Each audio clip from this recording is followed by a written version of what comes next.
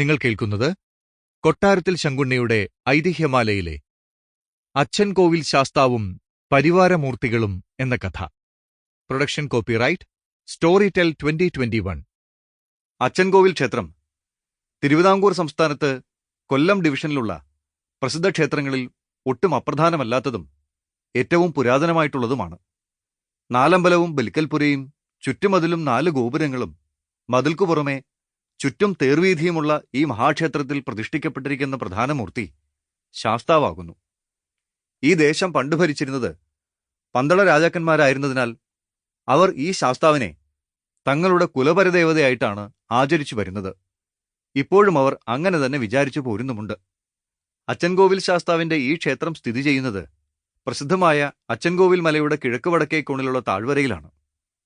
ഇവിടെ മതിൽക്കകത്ത് തെക്കുഭാഗത്തായി ഒരു ഭഗവതിയും തേർവീഥിക്ക് പുറത്ത് പടിഞ്ഞാട്ടുള്ള നടവഴിക്ക് തെക്കുവശത്തായി 6-7 കോൽ പൊക്കത്തിലുള്ള ഒരു അമ്മൻ കോവിലിൽ വേറെ 2 ദേവിമാരും മതിൽക്കു പുറത്ത് കിഴക്കേ നടയിൽ തെക്കോട്ട് മാറി ചതുർബാഹുവായ വിഷ്ണുവിന്റെ ഒരു ചെറിയ വിഗ്രഹവും ശാസ്താവിന്റെ അമ്പലത്തിൽ നിന്ന് ഏകദേശം 1/4 നാഴിക ദൂരെ കിഴക്കായി കിഴക്കേ ഗോപുരത്തിൽ നിന്ന് കിഴക്കോട്ട് നോക്കിയാൽ കാണാവുന്ന ഒരു സ്ഥലത്ത് ഒരു കോവിലിൽ കറുപ്പ് സ്വാമിയെന്നും അതിന്റെ ഇടതുവശത്ത് കറുപ്പായി അമ്മ എന്നും 2 മൂർത്തികൾ പടിഞ്ഞാട്ട് ദർശനമായും കറുപ്പസ്വാമി കോവിലിന് തെക്കുവശത്ത് സ്വൽപ്പം പടിഞ്ഞാട്ട് മാറി വടക്കോട്ട് ദർശനമായി ചെപ്പാണിമാടൻ, കാളമാടൻ എന്നിങ്ങനെ 2 മൂർത്തികളും ഇവയ്ക്കും പടിഞ്ഞാറ് ഒരു ആൽച്ചുവട്ടിൽ കൊച്ചിട്ടാണൻ എന്നു പേരായ ഒരു അറുകുലയും ആ ആലിന്റെ ചുവട്ടിൽ നിന്ന് വടക്കോട്ട് മാറി കറുപ്പസ്വാമി കോവിലിന് നേരെ കിഴക്കോട്ട് ദർശനമായി ശിങ്കിലിഭൂതത്താൻ എന്നൊരു ഭൂതവും പ്രതിഷ്ഠിക്കപ്പെട്ടിട്ടുണ്ട്.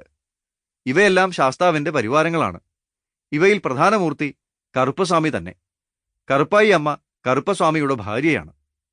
പടിഞ്ഞാട്ടുള്ള വഴിയുടെ തെക്കുഭാഗത്ത് ഒരു അമ്മൻ കോവിലും അതിൽ 2 ദേവിമാരെ പ്രതിഷ്ഠിച്ചിട്ടുമുണ്ടെന്ന് മുമ്പ് പറഞ്ഞിട്ടുണ്ടല്ലോ. അവിടെ ഒരു ദേവി വിഗ്രഹത്തിന്റെ അടുക്കൽ ഒരു ശൂലം നാട്ടി അതിന്മേൽ ഏതാനും ചിലമ്പുകളും മറ്റേതിന്റെ അടുക്കൽ ഒട്ടുവളരെ കുപ്പിവളകളും ഇട്ടിരിക്കുന്നതായി കാണുന്നുണ്ട്. ഇതിന്റെ ആഗമവും സങ്കല്പവും കാരണവുമൊന്നും അറിഞ്ഞുകൂടാ. ചേപ്പാണിമാടൻ, കാളമാടൻ എന്നീ മൂർത്തികളിൽ കാളമാടന്റെ കഴുത്തിന് മേൽപോട്ട് കാളയെപ്പോലെയും ശേഷം ഭാഗം മനുഷ്യനെപ്പോലെയുമാണ് ഇരിക്കുന്നത്. ശിങ്കിലിഭൂതത്താന്റെ പാദത്തിങ്കൽ 2-3 ചങ്ങലകൾ കിടക്കുന്നതായി കാണുന്നുണ്ട്. ആ ഭൂതത്താൻ പോയി ആരെയും ഉപദ്രവിക്കാതിരിക്കാനായി അയ്യപ്പസ്വാമി ആ ഭൂതത്തിന്റെ കാലിൽ ചങ്ങലയിട്ട് ബന്ധിച്ചു നിർത്തിയിരിക്കുന്നു എന്നാണ് അതിന്റെ സങ്കല്പം.